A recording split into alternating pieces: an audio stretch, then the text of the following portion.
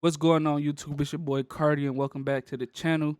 You already know, man, I've been doing reaction videos. So this video right here is Joe Rogan and Ric Flair talking about some good times in the WCW and WWF/E. So we ain't gonna do no more talking. We're gonna get right into this reaction video. Definitely some gems in here. As you can see, I already been watching. But I caught a little area where I felt like, you know what I'm saying, I could react to it. So we're gonna just get right back into it. We'll get into it. Let's do it. Watch off. It's right here. It's right here. Whoa. I ain't going home. He's handcuffing himself to the ring. For you, get your ass out here. Come on. Okay. I've been told we're gonna break Bro, this man crazy. This man crazy as hell. Bischoff, you turn the camera off, and I'll be naked when you come back. Oh my God. He'll do it. He handcuffs himself to the fucking. That's crazy as hell, bro. And you take off Gucci shoes and you throw them into the crowd. Yeah. Did you ever get those back? No. I always wondered after I. No, that's facts though, cause like, you know, and I just did this video and I messed it up, so I'm gonna re-say this again. Like when you watch wrestling growing up, you never think that they get the stuff back. It never ever crossed your mind when you see him throw it in the crowd.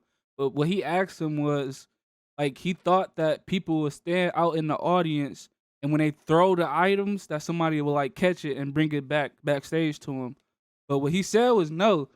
Cause you know what I'm saying? Like that had me thinking like, damn, so when The Rock, you know what I'm saying, people really got his elbows. It's probably like 400 Rock elbows just out there in the world. You know what I'm saying? That's crazy. I grew up older and learned about like production and stuff. I'm like, oh, there must have been an assistant over there that he threw it at, because there's no way he just launches it into the. Bro, I swear he hit somebody. threw it at, because there's no. I swear he hit somebody. The. They all looked. Everybody looked at this shit. Oh, here he goes. This is it. Watch this. He's about to drop an elbow. There's nobody there. And I'm happy they brought that up. We're going to find what date that was just so we can verify the date. And I can see when did the people's elbow become The Rock's finisher. But this right here, that just showed me that WCW Nitro on TNT, The Rock was tuned in. He was watching a competition. He seen that finisher being done. And he put in his own little spin. And that became the people's champ. Like when he started to rebrand, when he went from Rocky Maivia to The Rock, he had the people's elbow. Boom. And he had the fuck you niggas, you know what I'm saying? You know, that boy was going crazy. But I think he got the inspiration for the people's elbow right here. He was watching Ric Flair. Oh, here he goes. This is it. At this time, Watch this. He's about to drop an elbow. There's nobody there. People's elbow. It's crazy. It's crazy. It's crazy. But they all draw inspiration from each other. That's what y'all got to know. Like everybody watches. Like you don't think they watch AEW taking little things. The next person that's big probably gonna take little pieces from New Japan Pro, from AEW, just from different type of companies to form it all into one thing. You know what I'm saying? So I'm not leaving Baltimore. Till you and I get something straight. There's something wrong with me. When you're out there doing this, do you have any plan? No. Nothing. didn't I show you like why he said like if you cut the TV, if you cut the cameras off, when you come back, I'm gonna be naked. Like he ain't playing none of this stuff. Like he literally went out there and put on a promo for the audience, and at the same time gave The Rock one of his most iconic finishers. You know, and didn't even really have it planned. What he finished say is that he didn't have it planned. Only thing he had planned was to take his clothes off, but the people's elbow came free. No. Just free balling the whole thing. Yeah. Did you know you were gonna take your clothes off? Oh, I had a plan, but I wasn't sure. I didn't run it by anybody because I knew he'd never go for it. How do you do? What was your method of madness to that? Like that part, the cutting promo part of Ric Flair. You'd have a loose plan and you just let it rip, or did you have any practice or anything? Like what would you? No, I just thought of it. we had been in that legitimate lawsuit, legitimately don't like each other to this day. I mean, we've agreed to agree, but I was pushed down so far in the company that, like, the NWO was a featured act, which I didn't have a problem with, but don't abuse me, right?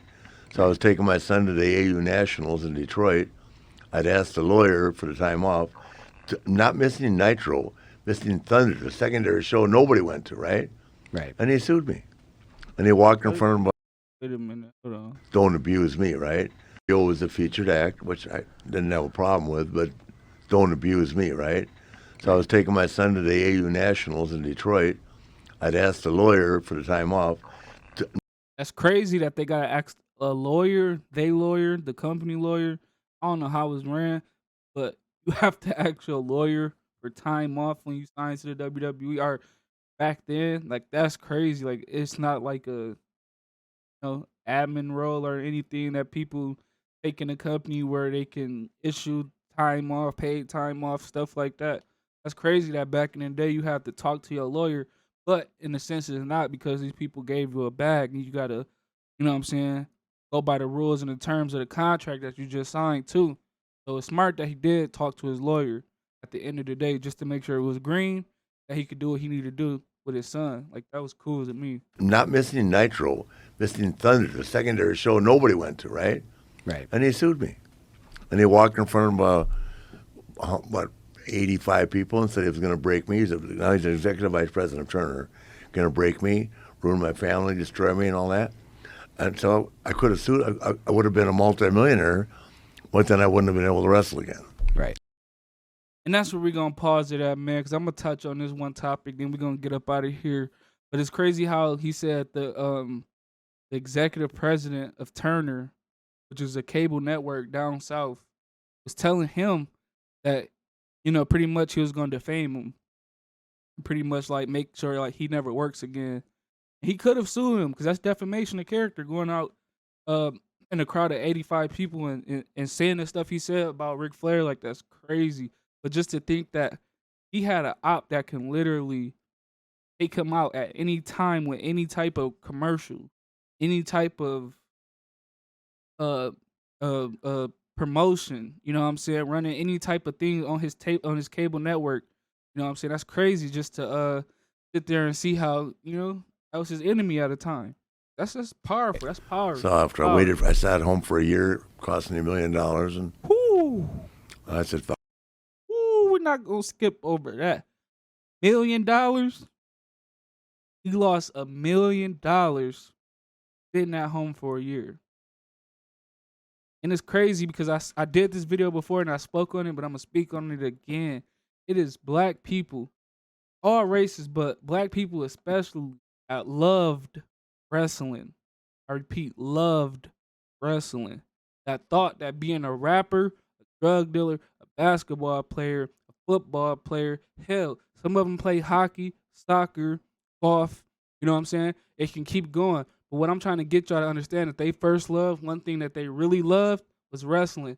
And they didn't know, nobody knew. It's probably an NDA, so they can't, you know what I'm saying, speak on their contracts, but nobody knew these people was making millions of dollars. And then back in the 80s, 70s, 80s, you know what I'm saying, early 90s, if Ric Flair was pulling in millions in that time, come on, man.